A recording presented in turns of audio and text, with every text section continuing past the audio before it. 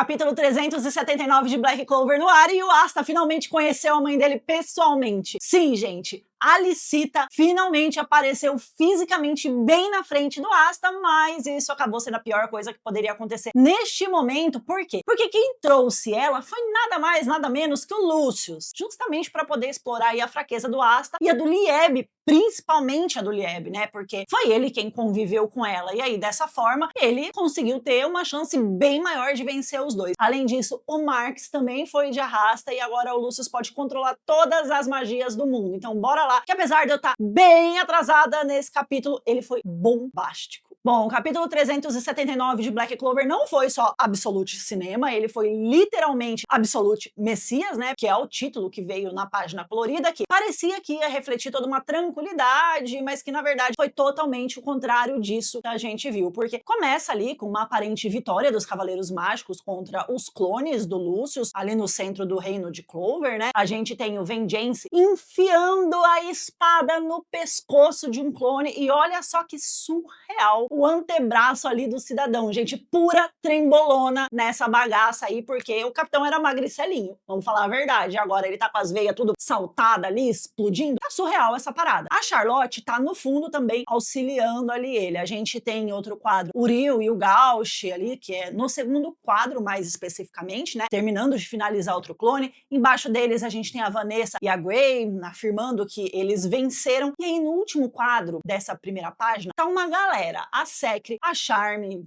elas estão vencendo um clone ali, tem o Zora finalizando outro, enfim, parecia que estava tudo muito favorável, até que de repente imagens de hologramas apareceram assim no céu, uma transmissão de cada batalha que estava acontecendo, e esse capítulo pode parecer um pouco confuso, porque ele não tem uma linha do tempo ali regular, ele mostra primeiro uma perspectiva, e aí depois ele volta uns minutinhos atrás ali no tempo para poder mostrar outra, porque tem coisas acontecendo simultaneamente, tá? Mas vamos lá, a gente vai entender. Aqui, o Lucius já tá usando a magia de transmissão do Marcus, que ele já tinha matado para poder absorver ela ali e usar para poder chamar a atenção da população e reforçar que não existe vitória nenhuma, porque ele tá no controle de tudo, mas calma que vai fazer sentido, vamos por partes. A gente precisa lembrar que o Asta e o Yuno estão lá em cima, né, lá no céu, batalhando contra o Lucius. No 378 até parecia que eles tinham vencido, mas na realidade, ai gente, que tristeza a hora que eu vi. Aquele suposto Lucius verdadeiro lá que eles derrotaram, não era o corpo real dele. Quando a suposta vitória aconteceu, eles ouviram um barulho, lembra? Tum, tum. Tum, tum, que a gente até especulou que era a batida do coração lá, dos corações, né, da tríade. Pois é, não era. Era a batida do próprio coração do Lucius, que iria subir ali com uma nova transformação, agora com provavelmente a sua forma final. E a gente vê essa transformação acontecendo em tempo real, bem diante dos olhos ali do Asta e do Yuno, para poder trazer essa ideia de renascimento, de ressurreição, já que ele vem nesse capítulo como o próprio Messias da humanidade. E desde o começo, o Lucius foi construído com uma imagem ali, com uma simbologia cristã muito forte. Então, a gente tem aqui exatamente isso, a ressurreição do Messias subindo aos céus, mas com uma diferença, ou com várias, né? Primeiro, um Messias verdadeiro teria intenções puras, né? Teria ali intenções altruístas, com muita empatia. Isso significa que um Messias verdadeiro não iria forçar a salvação em ninguém, porque ele permitiria que crescessem, né, que as pessoas crescessem ali com esse conceito e que tivessem a liberdade de escolher se queriam ou não essa tal salvação. Não ia ser algo impositivo, obrigatório, como o Lucius está fazendo, entende?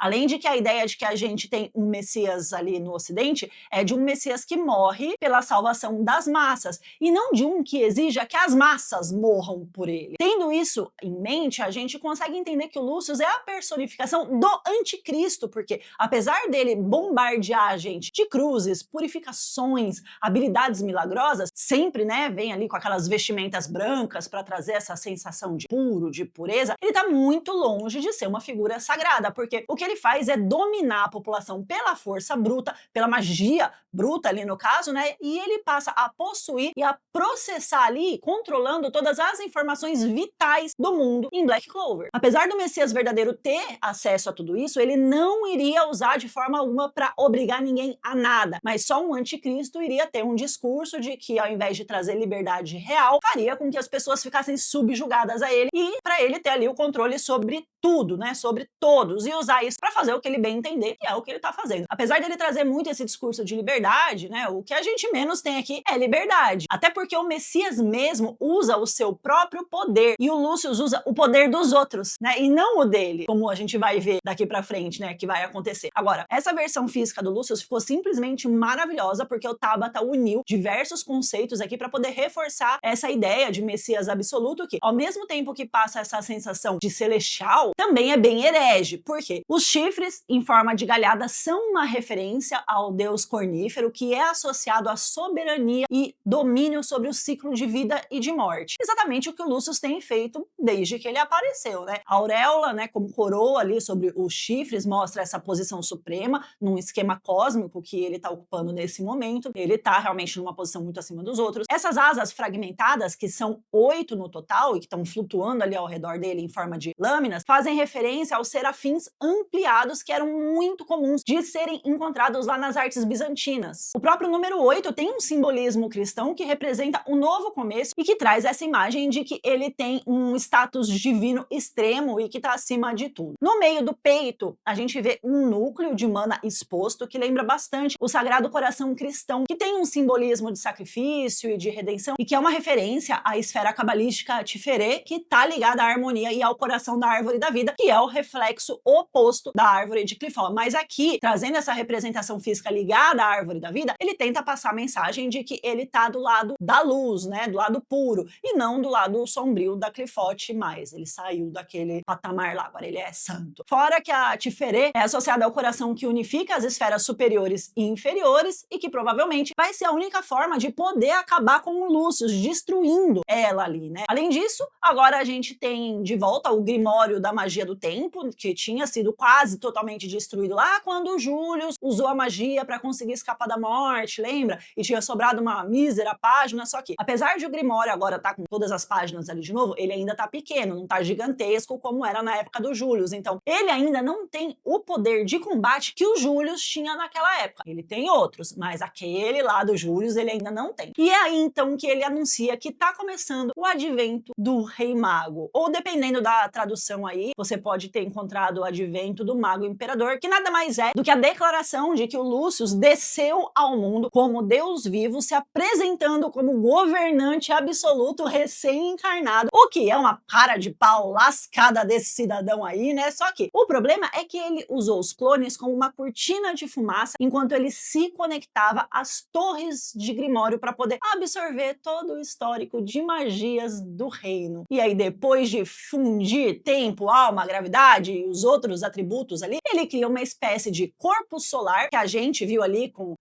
os de asas e cristais ali no peito, né? E cria aquela coisa toda ali. Essa metamorfose marca o momento que ele proclama o advento, e esse advento do Rei Mago é o que marca o abandono definitivo do Július, do qual ele já foi um dia, né? Pra a partir de agora ser só ele, o Lúcio, o novo governante absoluto, recém-encarnado, que é o ponto de virada que marca o nascimento verdadeiro dele dentro dessa simbologia toda. Fazendo isso, o Tabata deixa claro que a guerra entrou no estágio final, já que o Lúcio alcançou o estágio metafísico, né, que ele estava buscando, e o uso do termo advento vai reforçar bastante o contraste entre o falso salvador totalitário e o herói cósmico, que ali a anti-magia nega justamente o sistema que o Lúcio está monopolizando, por isso ele odeia tanto o Asta. Claro que diante disso tudo, o Asta e o Yuno ficam em choque, mas o pior é a revelação que o Lúcio faz logo depois, que foi a de que ele criou todos aqueles clones para poder ganhar tempo, para ele poder fazer a metamorfose aí toda e para roubar os poderes dos Grimórios, porque vamos combinar, gente, o que ele fez é roubo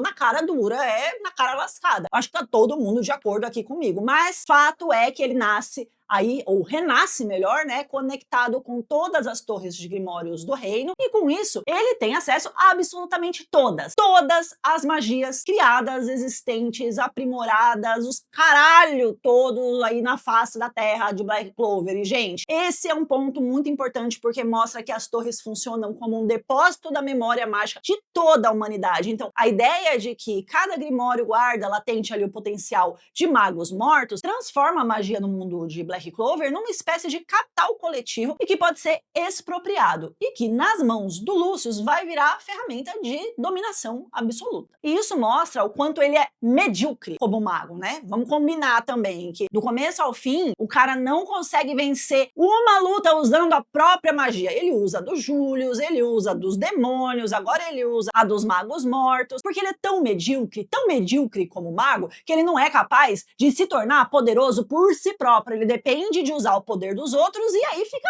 fácil demais, né? Ele se apropria da força e da criatividade acumulada ao longo de gerações para converter ali num protocolo que vai ser usado para eliminar o livre-arbítrio do mundo. E ele já sai, inclusive, soltando rajadas de poderes ali que ele extraiu desses grimórios nessa tentativa narcisista de mostrar a grandiosidade dele. Ele usa ali todos os elementos existentes, né? Até os que não existem ele tá usando para poder mandar poder ali para cima do Asta e do Yuno. Isso gera uma destruição grande ao redor deles, para logo em seguida ele trazer a força do Geldry, do Revit e do Marcus. Gente, o que é isso? O Geldry e o Revit até acham que vão se dar bem ali, né? Porque são dois desgraçados, mas o Marcus, coitado, tá lá embaixo bem tranquilão. Na verdade, tranquilão não, né? Porque tá no meio da batalha, mas assim, ele tava lá com a Mimosa, cuidando dos feridos, e aí Doneida, ele some, porque ele é teletransportado lá pra junto do Lucius, e o pior, os três ali não tem o menor controle do corpo deles, eles estão paralisados. Então vem um dos mais absurdos ali do Lucius, né? Só que não o maior ainda, tá? Ainda não é o maior, tem como piorar,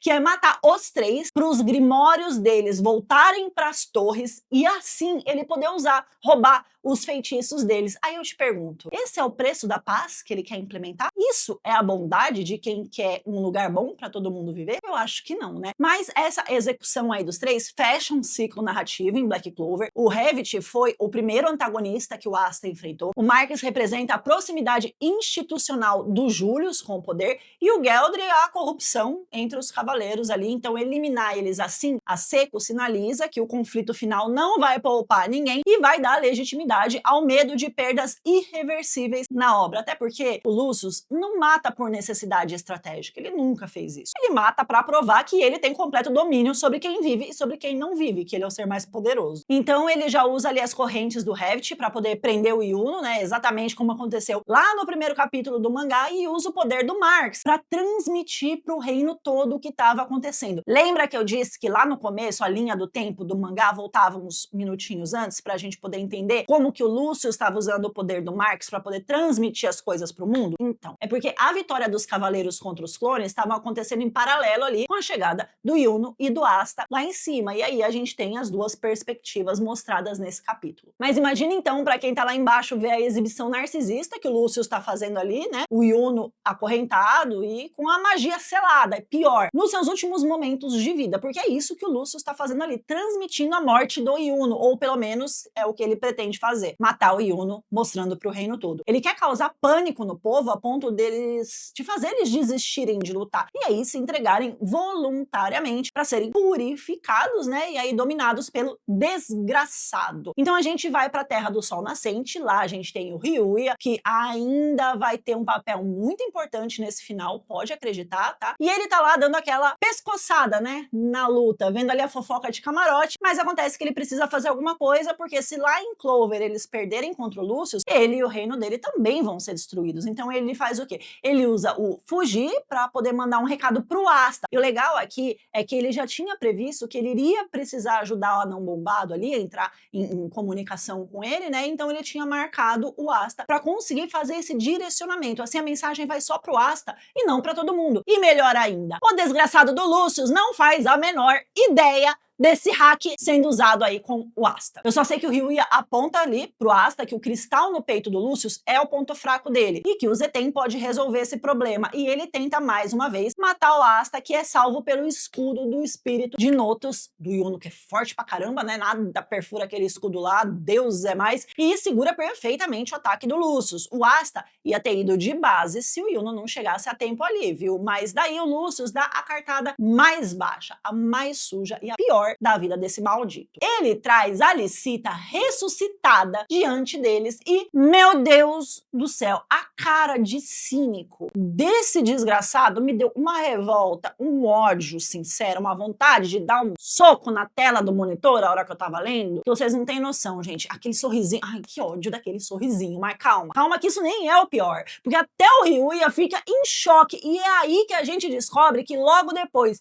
de ter sido morta pelo Lucifero, ele encontrou a Alicita lá caída no chão e daí que ele pôde ter a posse do corpo dela para em algum momento trazer ela de volta. Mas tem uma questão, tá? Um detalhe importante aqui, ele não pega o Grimório que o Lieb tava dentro. E por quê? Porque o Lieb ainda não tinha antimagia ali. Ele desenvolve a antimagia depois, né? Ali alimentando o ódio e a raiva pela Alicita ter sido morta e tal. E como o poder do Lucius de ver o futuro não consegue ver o futuro do portador da antimagia, logo ele nunca iria saber que o Lieb ia desenvolver esse poder e muito menos que ele iria pro Asta depois. Então aqui foi a falha dele que gerou ali, né, a pedra no sapato que o Asta é. O problema é que o Asta ia dar um baita golpe no Lucius aqui. Ia cortar ele no meio e aí trazer a Alicita agora como um escudo humano, como ele faz, toca na ferida mais íntima de quem? Do Lieb. O que causa um colapso ali na fusão dos dois, né? O que faz ali com que a fusão seja desfeita e eles fiquem incapazes de reagir. Eles ficam paralisados e o Lieb simplesmente não consegue fazer nada, mesmo sabendo que ela é uma criação do Lucius, que a verdadeira Alicita morreu. Ele fica paralisado mesmo assim, porque o retorno dela nessa condição é um gatilho absurdo e que mostra pra gente que traumas não resolvidos acabam retornando em momentos de crise e que fazem a gente ficar paralisado, sem reação. Portanto, terapia é a solução. A construção de identidade do Lieb ali foi toda feita em torno dessa mãe adotiva que foi assassinada. Então, fazer isso que o Lucius fez é um golpe muito baixo até mesmo pra ele. A carinha do Lieb, gente, que dó. Doeu demais aqui, assim. Só que claro, né, que o desgraçado se aproveita desse golpe mais sorrateiro da vida dele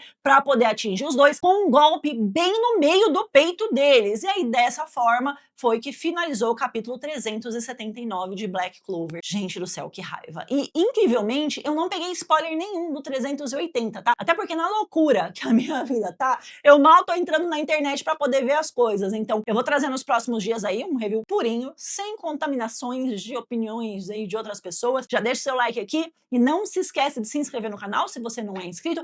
Eu postei essa semana outros vídeos, olha, que eu já tava com o roteiro feito, então dá uma olhadinha ali, tá? Tem também sobre a volta de Black Clover, porque tá voltando, tá bom, gente? Um beijo, até o próximo dia aí. Tchau!